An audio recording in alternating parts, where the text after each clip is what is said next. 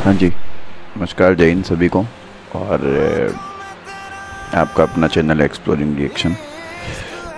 देखिए, आज हम चैनल से रिलेटेड या फिर कहें कंटेंट, किसी सॉन्ग या वीडियो से रिलेटेड कोई भी बात नहीं करने वाले। इसलिए सबसे पहले तो आपसे माफ़ी चाहता हूँ कि जो इस चैनल का मेन मोटिव है उसे हम पूरा नहीं कर पाएंगे आज।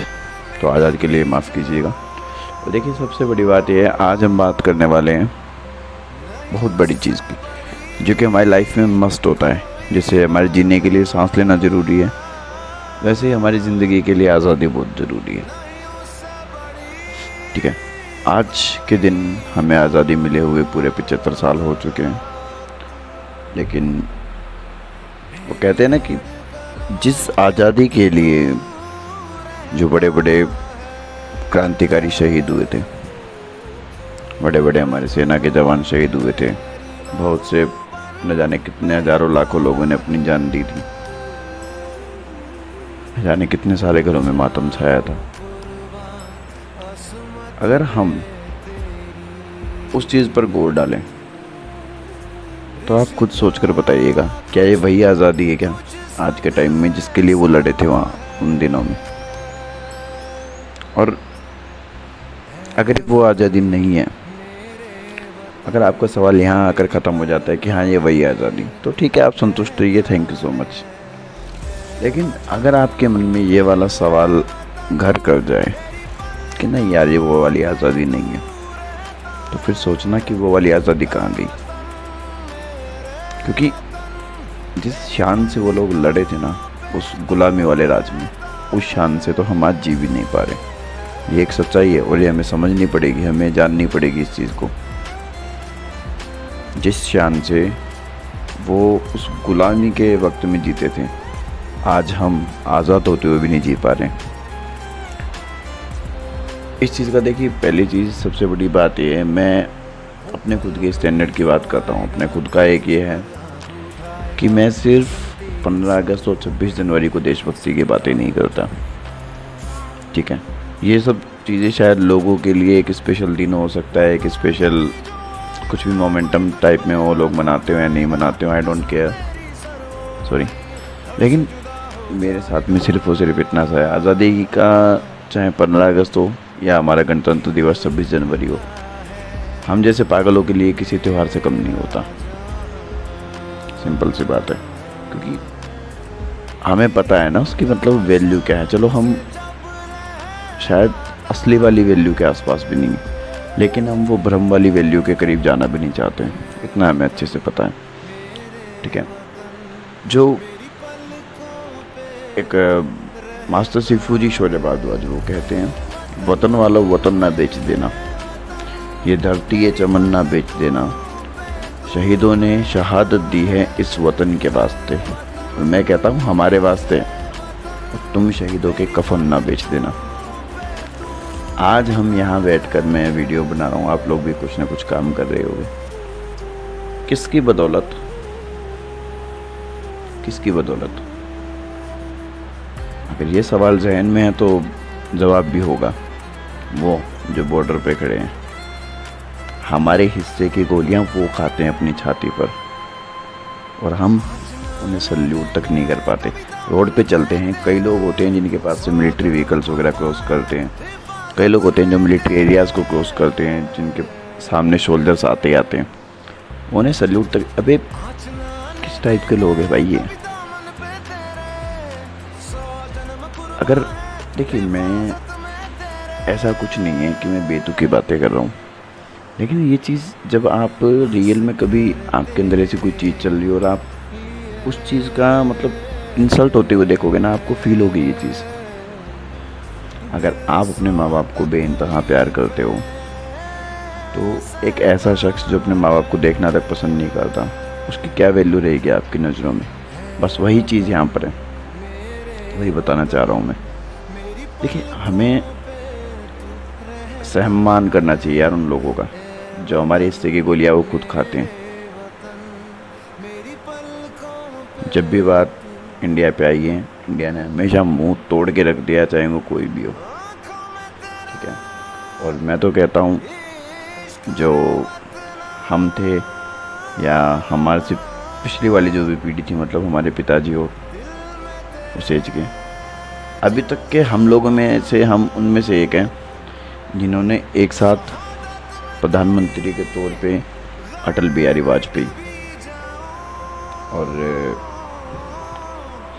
राष्ट्रपति के तौर पे डॉक्टर APJ अब्दुल कलाम, ये दो दुनिया के ऐसे पहले दो लीडर हैं जो एक साथ इतने योग्य और इतनी बड़ी उम्र में आकर इंडिया का राष्ट्रपति और प्रधानमंत्री पद सुशोभित करके गए हैं। एक बात याद रखना, हमारे बाद में ये सौभाग्य किसी को नहीं मिलने वाला, और अब तो बिल्कुल भी नहीं मिलने वाला, क्योंकि अब वो लोग दुनिया में भी नहीं है। हो सकता है कि उनसे भी शायद कुछ ज़्यादा योग्य उम्मीदवार आगे हों, लेकिन मुझे अब तक कोई नहीं दिखा। वरना अच्छी चीज़ को नाम लेकर बताने में शायद मुझे कोई हिचकिचाहट महसूस नहीं होती। हमने देखा है लोग आजकल राजनीति को क्या बना दिया है, सिर्फ और सिर्फ धर्म की राजनीति। ठीक है, ये वो बैंक, ये वोट बैंक, फलाना वोट बैंक। अबे किस टाइप के लोग हो बे? तुम्हें वहाँ डेवलपमेंट करने के लिए बुलाया गया है। डेवलपमेंट करने के लिए तुम्हें सेलेक्ट करके as a representative Lok Sabha, Rajya Sabha, Vidhan Sabha इनमें भेजा जाता है। क्या करते हो तुम? वहाँ घास काटने जाते हो कौन तुम? तुम्हारी बिसात क्या? तुम सिखाओगे इंडिया को इंडिया कैसे चलेगा?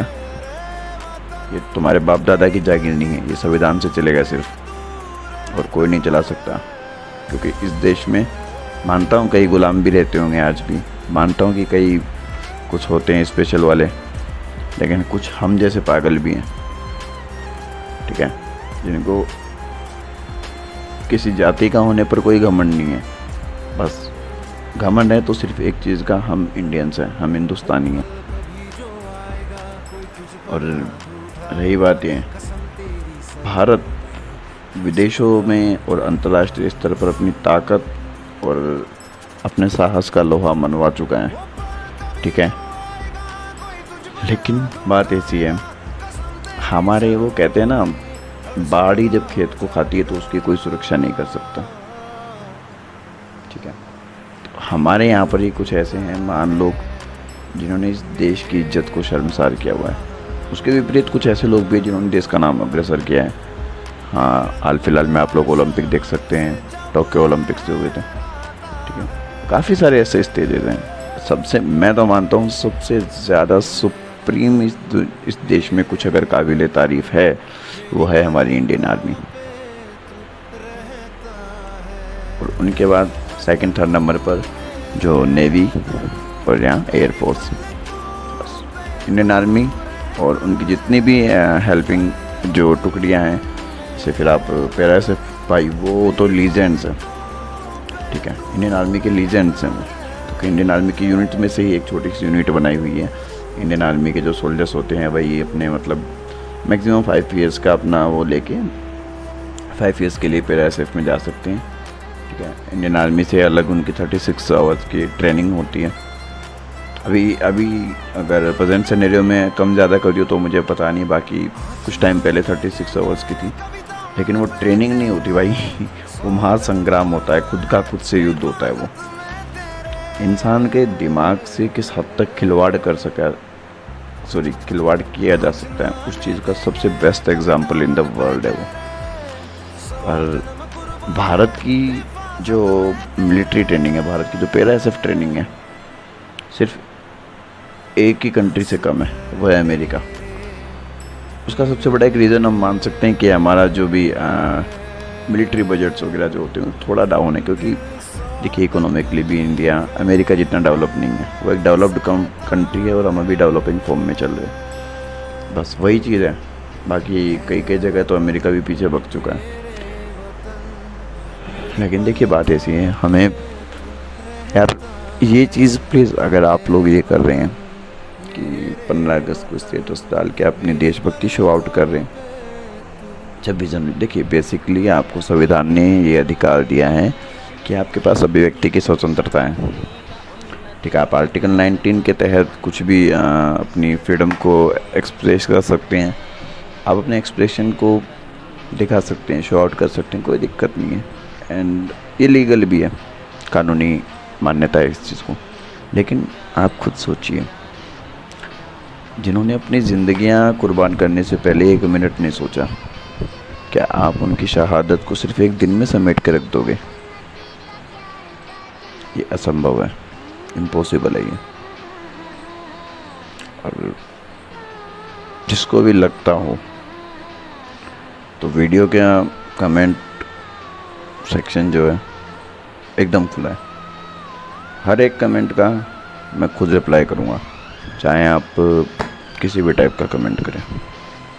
मुझे पता है अच्छाई के साथ बुराई का आना स्वाभाविक है, और सच पूछो तो मैं इसी के इंतज़ार में हूँ।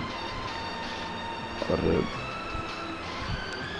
जब हम खुद को हिंदुस्तानी कहने का मादा रखते हैं, जब हम जानते हैं कि हम हिंदुस्तानी हैं, तो एक बात हमें ये खुद से भी करनी है कि हम बहुत अच्छी तरह जानते हैं कि जवाब कैसे दिया जाता है। तो इसीलिए जो भी हमारे भारत देश के पक्ष में है, खुद को भारतीय मानने पर गर्व फील करता है, उसको हमारी तरफ से दिल से सल्यूट। और सबसे बड़ा सल्यूट उन शहीदों को जिन्होंने हमें आज़ाद कराने के लिए अपनी ज़िंदगी कुर्बान करने से पहले 1 मिनट के लिए भी नहीं सोचा। सलाम करते हैं हम चंद्रशेखर आज़ाद, सरदार भगत सिंह और अशफाक उल्लाह खान जैसे को, जिनकी वजह से आज हम खुली हवा में सांस ले रहे हैं, जिनकी वजह से आज हम बेफिक्र होकर कहीं भी आ जा सकते हैं।